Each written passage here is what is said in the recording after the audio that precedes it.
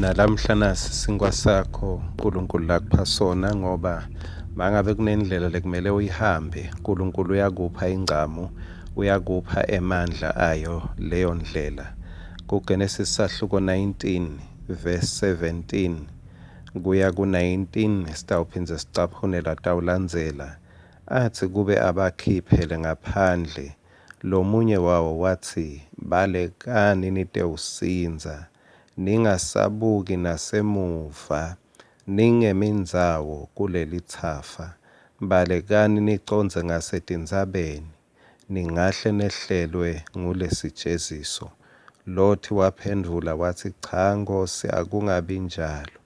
Verse 19, inceku yakho ithole umusa emehlweni akho, wayendela sihawu lesikhulu ngekusinzisa impilo yayo, kodwa ngingeke ngikwati kubalekela etindzabeni, ngobe lesijeziso singahle singijubele ngembili bese ngiyafa. Lothi uphumile lapha, uyadisho ukuthi uphume ngemandla lamakhulu. uNkulunkulu umkhokhe ngemandla lamakhulu, wamendela sihawu, wamendela umusa, waphuma endzaweni lembi, waphuma endzaweni lekhohlakele, waphuma etintfweni, hhayi ngemfundo yakhe, hhayi ngemandla akhe, hhayi nangemthandazo wakhe. Wabona Lothi ukuthi uyabona lapha la ngiphume khona, bese ngingumuntu lofanelwe kufela khona, ngicishe ngafa. Wawubona umusa, sandla saNkulunkulu selulwe ngemusa simkhiphile. Lothi noko azange athi, nangabe uNkulunkulu angikhiphe, wakhipha impilo yami ngemandla lamakhulu kangaka, ngesihawu lesikhulu kangaka, kusho ukuthi nasembili ngingafika the same power, the same grace. Lothi wabese ubuka kuthi phambili sekubita emandla akhe, angeke asakhona. Wabese sewutibuka yena Lothi, wase sewuyawesusa emehlo kulona lomkhokhile. Sewutibala yena, uthi anginamandla, kumbe uthi sengigugile, kumbe uthi iminyaka seyihambile, kumbe uthi anginasitifiketi, anginanhlakanipho.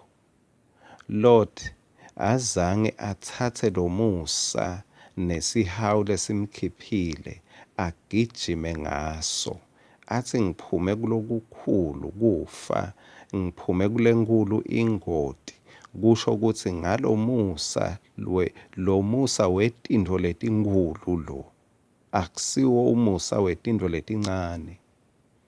Kepha Lothi wabese sewuyabuka edvutane, wabuka la anelikhono lekufika khona, la anemandla ekufika khona.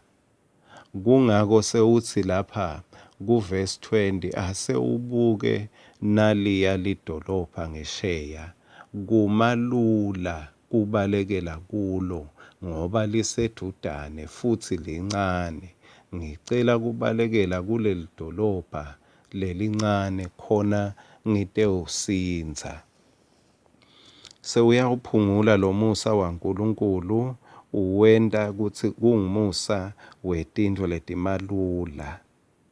Uthi Lothi, angiye kunaku lokumalula, ngiyakuncenga mntwana sekhaya, ungawendeli phasi umusa waNkulunkulu. Ungabese useklisha etintfweni letincane, kani umusa ukukhokhe etintfweni letinkulu. Wathi angiye kunaku lokumalula, futhi wathi leli lisedvutane, futhi wathi lincane. Umusa waNkulunkulu lokuphathise wakukhokha etintfweni letimatima lebewungeke uphume kuto ngemandla nangemakhono akho, usengakubeka futhi etintfweni letiphakeme, etintfweni letinkulu. This is grace beyond measure, grace beyond your abilities. ngemandla aNkulunkulu, umusa waNkulunkulu ngemandla aNkulunkulu. Lord, liBhayibheli lithi, yase ithi ingilosi kuye, yebo-ke naloko ngiyakwemukela. Awu Lord, waze wathatha kancane kani unikwe isipuni lesikhulu wase ukhangetha isipuni. Lord, uniketwe tindzaba wena sewuhlala ethafeni. Lord, bewungabekwa kuloku kukhulu lokufiswa inhlito yakho, wena sewuhlala kuloku lokubona ngeliso, ngoba nalabanye labanjengawe ubabona bahleti la kuloku lokuncane, nawe sewutibalela kulabo betindo letincane.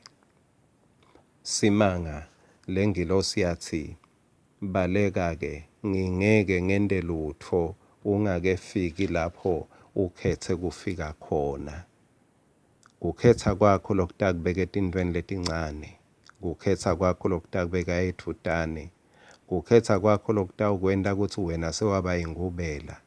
Kukhetha kwakho lokutawukwenta wena ucabange ukuthi awusafanele ngilokuhle ngenxa yetizathu letiphathekako. Kepha uNkulunkulu umsa wakhe usengakwetfwala. Uyavuma yini kuphakamise emaphiko noma uphakamise tandla takho uthi Nkosi ngethwale ngoba ungethwele wangikhokha, sale ungethwale uyongingenisa. Nasi isifiso sami. uNkulunkulu wemusa will be waiting until you get there.